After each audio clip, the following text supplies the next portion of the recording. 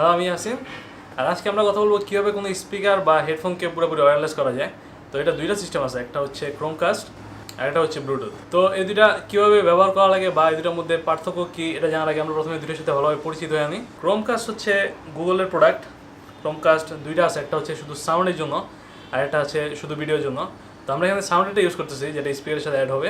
এটা ওয়াইফাইয়ের মাধ্যমে sound transfer করে সোর্স থেকে আর ডেস্টিনেশনে। নর্মালি এটা স্পিকারের সাথে অ্যাড করা থাকে এবং এটা রিসিভার হিসাবে কাজ করে, সেন্ডার হিসাবে না। আর এটা হচ্ছে ব্লুটুথ রিসিভার। আপনি কোনো স্পিকার সাথে অ্যাড করলে আপনার স্পিকার ব্লুটুথ ক্যাপাবিলিটি পাওয়া যাবে। তো এরপরে যে কোনো সোর্স থেকে ব্লুটুথে অ্যাড করলে আপনি স্পিকারে সাউন্ড ট্রান্সফার করতে পারবেন। এখন এই দুটোর মধ্যে পার্থক্য, আপনি দুইভাবে আপনার স্পিকারগুলোকে স্মার্ট করতে পারেন অথবা ওয়্যারলেস করতে পারেন, কিন্তু দুটোর মধ্যে যথেষ্ট গুরুতর পার্থক্য আছে, যার মাধ্যমে আপনি শিওর দিতে পারবেন যে কোনটা আপনার জন্য ভালো হবে। প্রথম কথা হচ্ছে পাওয়ার। এই ক্রোমকাস্টের কোনো নিজস্ব পাওয়ার নাই, এর মধ্যে কোনো ব্যাটারি নাই। সো এটা যতক্ষণ আপনি ইউজ করবেন ততক্ষণ এটাতে পাওয়ার দেওয়া লাগে। এটাতে একটা মাইক্রো ইউএসবি পোর্ট আছে, তো এটাতে আপনাকে পাওয়ার ব্যাঙ্ক অথবা কোনো পাওয়ার সোর্স লাগিয়ে রাখতে হবে। তো এই জন্য এটি স্পিকারের জন্য ভালো, হেডফোনের জন্য ভালো না, কারণ হেডফোনে দিলে আপনাকে পাওয়ার ব্যাঙ্ক লাগিয়ে রাখতে হবে, অথবা আপনার মোবাইল থেকে এটাতে পাওয়ার যদি দেওয়া যায় সেটাও করা যাবে।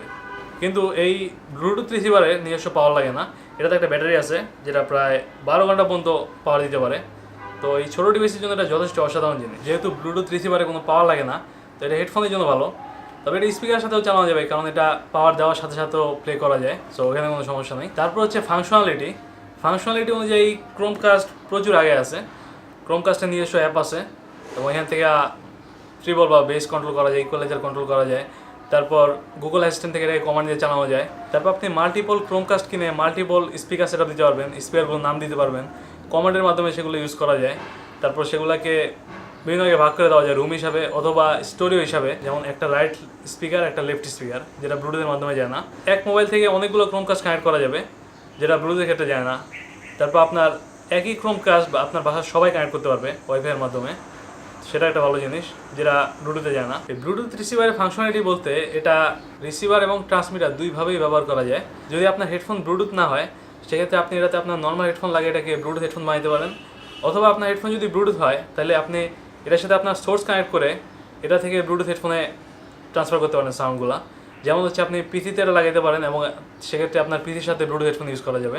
নর্মালি ব্লুটুথের চেয়ে ওয়াইফাইয়ের রেঞ্জ বেশি, সো এই ব্লুটুথ রিসিভারের চেয়ে ক্রোমকাস্ট বেশি দূর পর্যন্ত সিগন্যাল পায়। আর আমার রাউটার আমার পুরো বাড়ি কাভার দেয়, কিন্তু ব্লুটুথ হচ্ছে এই রুমে থেকে বাইরে গেলে দেখা যায় যে ডিস্টার্ব দেওয়া শুরু করতেছে। তার উপর এটা হচ্ছে ব্লুটুথ 5 না, যেটা হচ্ছে লেটেস্ট স্ট্যান্ডার্ড। এখন পর্যন্ত যতগুলো ব্লুটুথ রিসিভার পাওয়া যায় বাজারে, এর মধ্যে একটাও ব্লুটুথ 5 না, ব্লুটুথ 5-এর রিসিভার এখন আসে নাই। সো এখন পর্যন্ত আমরা যতগুলো সুবিধা অসুবিধা দেখলাম এর মধ্যে ক্রোমকাস্টই সবচেয়ে আগে আছে।